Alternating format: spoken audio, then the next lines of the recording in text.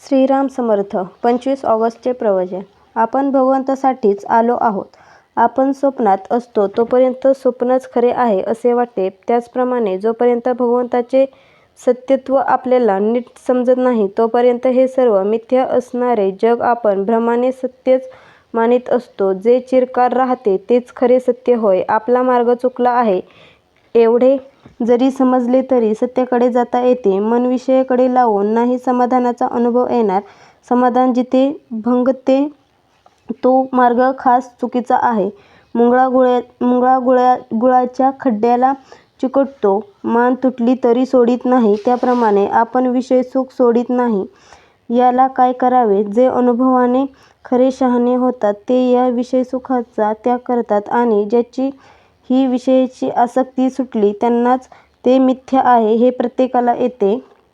प्रत्ययाला येते. आपले समाधान का बिघडते? आज आहे त्यापेक्षा निराळे असावे असे वाटते. म्हणून जो जिन्नस जिथे ठेवला आहे ती जागा सोडून आपण त्रिभुवन जरी शोधले तरी तो सापडत नाही. त्याप्रमाणे ज्या वस्तूमध्ये समाधान नाहीच त्यामध्ये कितीही शोधले तरी ते आपल्याला मिळत नाही. समाधान फक्त भगवंताजवळ आहे. खरे म्हणजे आपली वृत्ती परिस्थितीत अडकलेली असल्यामुळे ती स्थिर राहत नाही म्हणून आपल्याला समाधान नाही. मनुष्य आहे त्या स्थितीला कंटाळून सुख मिळावे यासाठी जे करायला जातो ते शेवटी दुःखाचेच होते. म्हणून आहे त्या परिस्थितीत समाधान मानायला शिकावे.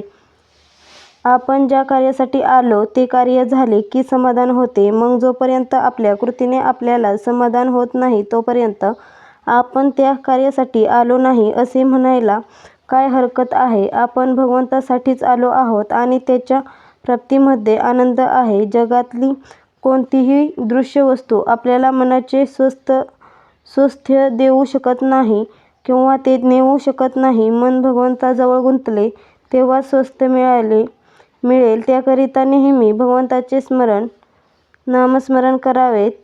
त्याचे गुणवर्णन ऐकावे. त्याच्याशिवाय दुसरी गोष्ट काढूच नये.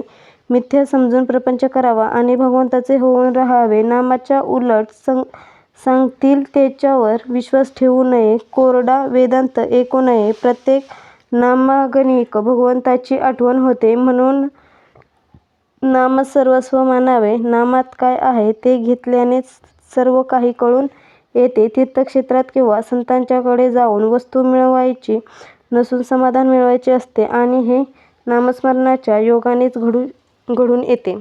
आजचा बोध. प्रपंचाचा अनुभव कष्टमय आहे पण भगवंताचा अनुभव आनंदमय आहे.